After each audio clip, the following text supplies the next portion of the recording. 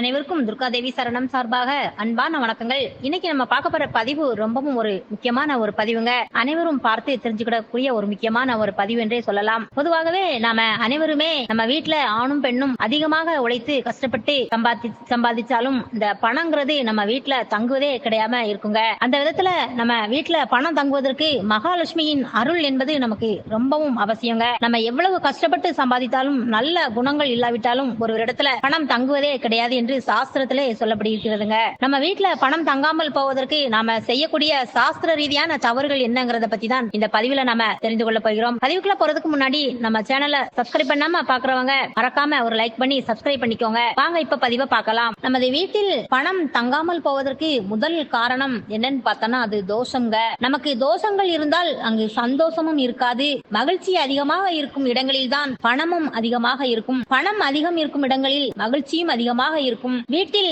தினசரி பூஜை செய்யாவிட்டாலும் வாரம் ஒரு முறையாவது விளக்கேற்றி மகாலட்சுமியை வழிபட செல்வங்கள் தங்கும். பூஜை செய்யும் பொழுது நாம சுவாமிக்காக படைக்கின்ற நைவேத்திய பொருட்களை நாம ரெடி பண்ண பிறகு அதனை நாம ருசி பார்க்க கூடாதுங்க. இறைவனுக்கு படைக்கும் உணவினை ருசி பார்த்த பின் படைத்தால் பணம் என்பது நம்ம வீட்டில் தங்காது. மகாலட்சுமியின் சொரூபமாக இருக்கக்கூடிய உப்பு என்பது நம்ம வீட்டில் எப்பொழுதும் குறையாது இருக்க செல்வம் பெருகும். அத்தகைய உப்பு வைக்கக்கூடிய பாத்திரம் என்பது பீங்கான் அல்லது கண்ணாடி ஜாடியாக இருக்கணுங்க. உப்பை பிளாஸ்டிக் டப்பால்ல போட்டு வைப்பது போன்ற விஷயங்களை நாம செய்தாலும் வீட்டில் பணம் தங்காது. எப்போதுமே வீட்டில் இருக்கக்கூடிய குடும்ப பெண்கள் இரவு நேரங்களில் பாத்திரங்களை, அதாவது சமையலறையில் சிங்கள கிடக்கும் பாத்திரங்களை கழுவி சுத்தம் செய்து சமையலறையை சுத்தபத்தமாக வைத்துவிட்டு தான் படுக்க செல்ல வேண்டுங்க.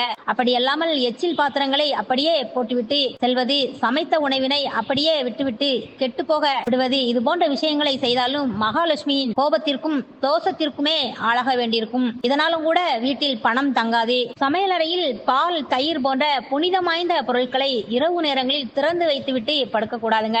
இவைகளை பகலில் நாம தானம் செய்ய மறக்க கூடாது. இரவில் தானம் செய்யக்கூடாதுங்க. பொதுவாக 6 மணிக்கு மேல யார் பால், மோர், இந்த மாதிரி தயிர் யாரு கேட்டாலுமே கொடுக்க கூடாதுங்க. இது போன்ற விஷயங்களை கடைபிடிக்காவிட்டாலும் பணமானது வீட்டில் தங்குவதில்லை. மற்றவர்களுக்கு உதவும் குணம் உள்ளவர்களிடத்தில் பணம் என்பது கண்டிப்பாக சேரும். எல்லாம் இருந்தும் உதவி செய்ய மனமில்லாதவர்களுக்கு எவ்வளவு உழைத்தாலும் பணம் சேர்வதில்லை. அதையும் மீறி அவர்களின் புண்ணிய பலனுக்கு ஏற்ப பணம் இருந்தாலும் நோய் நொடிகளும் அது தானாகவே அது கூடவே அதிகமாக வருங்க.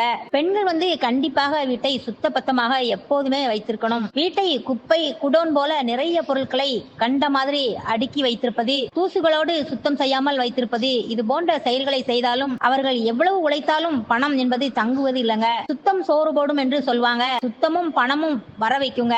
அதாவது வீட்டுக்குள் நுழைந்தாலே ஒரு விதமான நல்ல நறுமணம் வீச நாம வைத்திருக்கணும். துர்நாற்றம் வீசும்படியாக வீட்டை வைத்திருந்தால் கண்டிப்பாக அவர்கள் எவ்வளவு கடினமான உழைப்பு உழைத்தாலும் உழைத்த பணம் என்பது அவர்களிடம் தங்காமல் விரயமாகி கொண்டே இருக்குங்க. வீட்டை எப்போதுமே சுத்தமாக வைத்துக்கோங்க.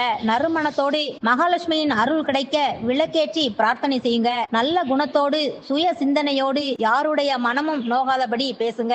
இல்லை என்று சொல்லாமல், அதாவது பிறருக்கு நாம இல்லை என்று சொல்லாமல் முடிந்ததை நம்மளால முடிந்ததை தானம் செய்யுங்க. பணத்தை செலவு செய்ய செய்ய இந்த பிரபஞ்சம் உங்களிடம் பணத்தை கொண்டு வந்து சேர்க்குங்க. அன்பர்களே, இந்த பதிவை பார்த்துட்டு இருக்கும் அனைவருமே நம்ம பதிவை உங்க நண்பர்கள், உறவினர்கள் அனைவருக்குமே இதை ஷேர் பண்ணுங்க. அப்படியே நம்ம வீடியோக்கு ஒரு லைக் பண்ணி சப்ஸ்கிரைப் பண்ணி சப்போர்ட் பண்ணுங்க ஃப்ரெண்ட்ஸ். தேங்க்ஸ் ஃபார் வாட்சிங். நன்றி.